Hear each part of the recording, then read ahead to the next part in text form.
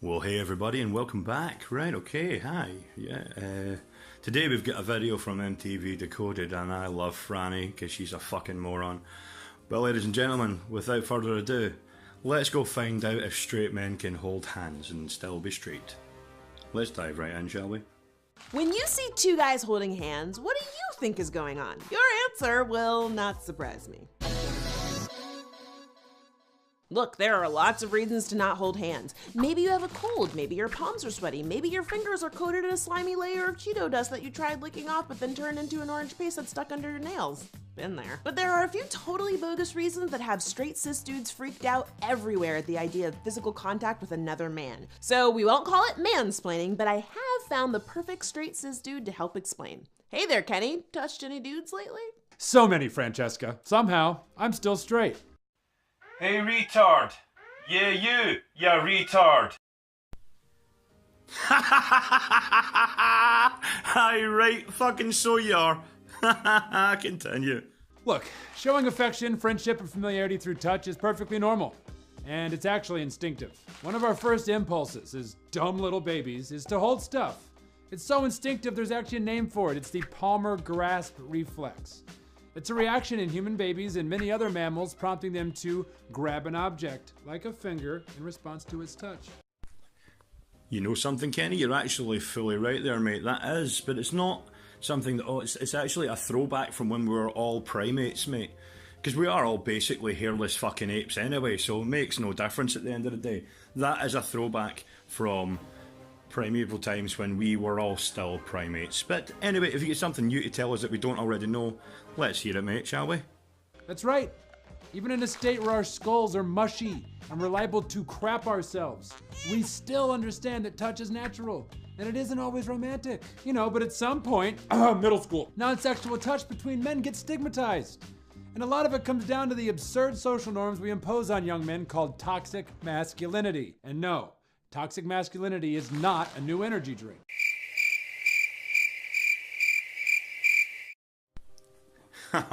Man, you're so funny. Oh, that was the greatest joke I've ever fucking heard. Anyway, let's continue. Toxic masculinity, what a fucking idiot. But before we go any further, let's just point out that toxic masculinity doesn't mean that men are inherently bad or toxic. Oh, Franny, you know you fucking have always called all men toxic. You know you've done that. All you left-leaning morons do that. Why? Because you're all morons. I've said it already, you're all fucking retarded. But anyway, let's continue. It's the idea that the cultural expectations and restrictions on what constitutes masculinity, or a real man, can be extremely damaging. Toxic masculinity, because holding back your emotions requires energy. Really? Really? Oh, for fuck's sakes. Right, toxic masculinity, yeah! Shut up, you fucking gimp. Right, moving on. While not every man buys into these cultural expectations, almost every man in this country has been affected by them. Or when was the last time you just went up to your boy and you were like, yo, let's hold hands, mother. And he was like, hell yeah, my dude. What? Shut the fuck up. Now, most guys that I know, and I know a lot of guys over the years since I'm a fucking guy, my friends are blokes, you know what I mean? We don't mind holding hands for at least, 3 to 5 seconds on first meeting, you know, handshake, and if not seen each other for a while, a 3, 4, 5 second bro hug. Absolutely fine, but what you just said, mate, never fucking happens unless you're filled with soy or you take it up the ass, because that's what happens, because straight men do not go, hell yeah, bro, let's hug. No, we don't do that. And it's not a cultural norm thing, it's not anything like that, it's just the fact is, most men, just because pretty much every guy has a touch of autism regardless of who they fucking are as far as I'm concerned, we don't like being faffed with, we don't like being touched, we don't like being that unless we are shaking hands or a bro hug with one of our closest friends or family.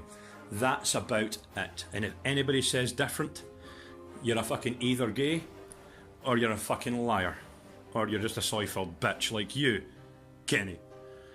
Moving on, What's funny is that our reluctance to hold hands is because it's gay or feminine, and that assumes that there's something wrong with men being gay or feminine. There's not.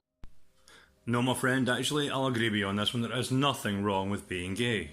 Nothing whatsoever. Not a damn thing. See, the problem I have is I am completely comfortable with my sexuality. I am not gay. And I'm still uncomfortable holding hands for longer than 3.5 seconds because it's just the way things... I am uncomfortable being touched and faffed with and hugged and stuff. Most men are the same way. So I see you're absolutely right, there is no reason for that, but when you expect every man to be that way, that makes you the problem. But anyway, moving on. The idea that straight men holding hands is inherently gay reached a fever pitch not so long ago during the height of a boy band you might have heard of called One Direction. Two of the band's members, Louis Tomlinson and Harry Styles, were known for their close friendship. They were frequently photographed hugging, holding hands, and even kissing. Fans obsessed over their connection to the point where a rumor started that the two might be in a romantic relationship. Can somebody tell me why I'm supposed to give a fucking shit about that? Probably not. But anyway, let's move on. The thing is, despite the massive amount of shipping fan fiction that I'm sure was probably written, they were not romantically connected. They both said so many times. The thing is, fans wouldn't let up. They even created a name for this supposedly gay couple. Larry. Really, that's it? That is so basic. The band has since broken up, but in 2017, Louis Tomlinson confirmed that his friendship with Styles was changed by fans' insistence that their friendly affection made them gay. He told 17 magazine, "It created this atmosphere between the two of us where everyone was looking into everything we did. It made everything a little bit more unapproachable." And I don't believe I'm gonna say this, but how dare you do that to One Direction? Who the fuck cares? Oh. Right, I'm going to skip past all this One Direction bullshit and get you something more interesting. Remember, links to this video is in the description so you don't freaking see I'm not taking shit out of context, eh? It might seem like an insensitive, homophobic joke, "That's so gay," or "You guys are so gay for each other," is actually an insidious way of policing masculinity. A study with over 19,000 participants at the University of Indiana showed that men who adhere to hypermasculine norms, such as the objectification of women, self-reliance, and repressing emotional expression, typically suffer from mental health issues.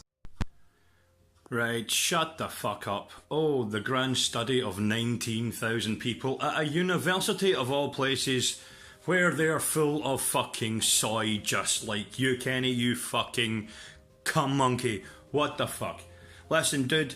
You lost all your man points the minute you fucking said you like touching men, and you've done a lot of it, right? So go fuck yourself. Fuck you, fuck Franny, fuck this. I've had enough. Ladies and gentlemen, watch the rest of this bullshit if you please. I'm fucking out. Later on.